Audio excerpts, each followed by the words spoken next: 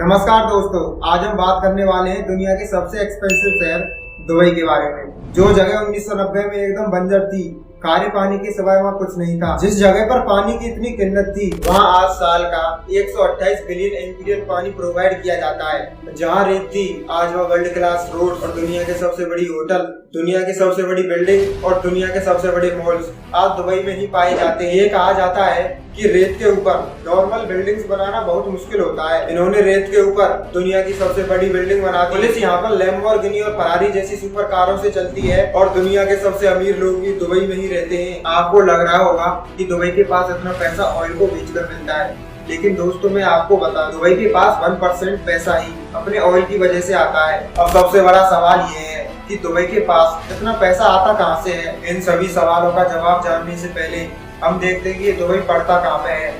Dubai. Welcome to Dubai.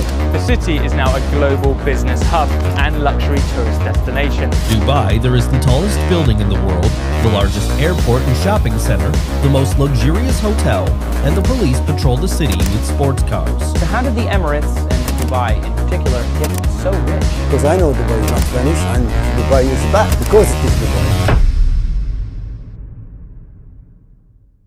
India के waste यानी पश्चिम की तरफ जाएंगे तो आपको मिलेगा यूएई, यूनाइटेड अरब अमीरेट, जिसका एक शहर है दुबई। देखिए 1990 में दुबई के पास सिर्फ रेत ही रेत था, ना अपना खाना है, ना अपना पानी है, ना कोई गोल्ड है। तो दुबई के पास इतना पैसा आया कहां से? शुरू करते हैं दुबई के शेख मोहम्मद बिन अल मक्तूम से, जो कि दुबई के रूलर और यूएई के प्राइम मिनिस्टर हैं। वे एक विजनरी लीडर हैं। जनता अपना वीकेंड प्लान करती है सैटरडे संडे, और यूएई के रूलर अपना अगले 10 साल प्लान कर लेते हैं। यहाँ पर अगर दुनिया की सबसे बड़ी बिल्डिंग बनानी है तो यहाँ पर दुनिया भर से लोग भी बुलाने पड़ते हैं। यहाँ पर अधिक वर्कर्स, मैक्सिमम 70% वर्कर्स यहाँ पर इंडिया से, पाकिस्तान से, बांग्लादेश और नेपाल से बुलाए जाते हैं, क्योंकि उनको पता है कि 50 डिग्री सेल्सियस पर काम करने वाले मजदूर सिर्फ इन्हीं देशों में मिल सकते हैं।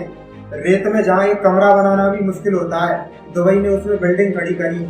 बिल्डिंग खड़ी करने का कारण यह है कि इन्होंने दुनिया भर के बेस्ट आर्किटेक्ट्स को बुलाकर रेत में बिल्डिंग्स की लाइन खड़ी कर दी गई। समुद्र के बीच में रेत भरकर उस रेत पर पूरी सिटी को बना दिया गया। जब ये सारी चीजें बन रही थी तो इसमें पानी की भी बहुत जरूरत पड़ती थी, तो इसके लिए इन्होंने ऐसा वाटर मैनेजमेंट सिस्टम बनाया कि समुद्र के पानी को ही पीने लायक बना दिया गया, और जो पानी की इतनी बड़ी प्रॉब्लम थी वो भी सॉल्व हो गई। इसके साथ दुबई के रूलर मोहम्मद अल मक्तूम ने दुबई को टैक्स फ्री कर दिया, जिसके कारण दुबई में बिजनेस मॉडल का बहुत तेजी से विकास हुआ। तब ये टैक्स नहीं लेते थे तो इनके पास पैसा आता कहां से था? देखिए दुबई थर्ड लार्जेस्ट री एक्सपोर्ट इन द वर्ल्ड तो है ही, उसके साथ साथ दुनिया भर के हर बड़े देश से इनकी 5 घंटे में फ्लाइट होती है।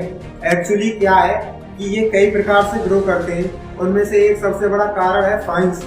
इन्होंने दुबई के अंदर इतने फाइन्स लगा दिए कि फाइन लगा के मानो दुबई में से क्राइम को ही खत्म कर दिया हो। जब अगर आप रेड लाइट जंप करते हैं तो आपको कोई रोकेगा नहीं, आपके अकाउंट में से ऑटोमेटिकली पैसे कट जाते हैं। दुबई में फाइन लगा के इतना डिसिप्लिन बिल्ड कर दिया कि विश्व के किसी भी देश में इतना डिसिप्लिन नहीं रहता है। दुबई के शेख मोहम्मद बिन राशिद अल मक्तूम ने दुबई में 10x लॉन्च कर दिया है। दुबई के शेख चाहते हैं कि दुबई में हर काम 10 गुना हो। दुनिया की सबसे बड़ी बिल्डिंग कहाँ? दुबई में। फर्स्ट मैन मेड आइलैंड कहाँ पर है? दुबई में। अगर विश्व में कहीं पर भी अंडर वाटर ब्रिज है तो वो कहाँ पर है?